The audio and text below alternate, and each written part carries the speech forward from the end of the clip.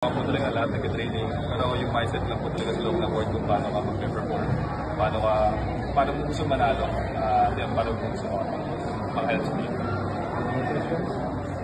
Mark, with ikaw rin, si Brian, ganun din, siguro gano'n ko lang tayo excited sa future or sa mga future games.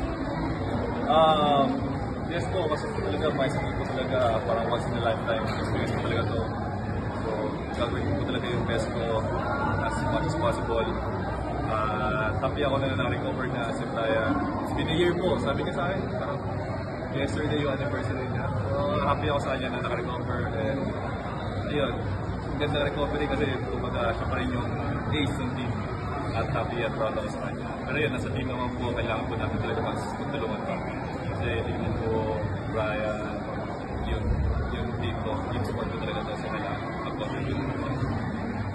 Personally kasi ikaw na rin naiiwan sa 2015 team na nag-start after a decade, nasa ano masabi?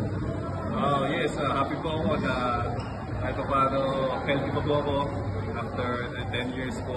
Pero yun, sabi ko nga po, as much as possible na healthy po ako. Once na ipatawag po sa national team, mag-perform at pupunta po talaga ako. Kasi, Nung start pa medyo naisip mo na aabot ko sa kanila? actually hindi po, parang pinakamataas na naisip ko talaga, mga Asian Games lang. Kasi after Asian Games, siguro mag-retire na ako, mga ganun level. Pero, nandito na ngayon po sa Philippines yung World Championship. First time po talaga, first time siguro sa Southeast Asia or Asia. Pero yun po, super happy po ako na naging part of po ng team na to. I hope na mas tumagal pa. Siguro. Yes.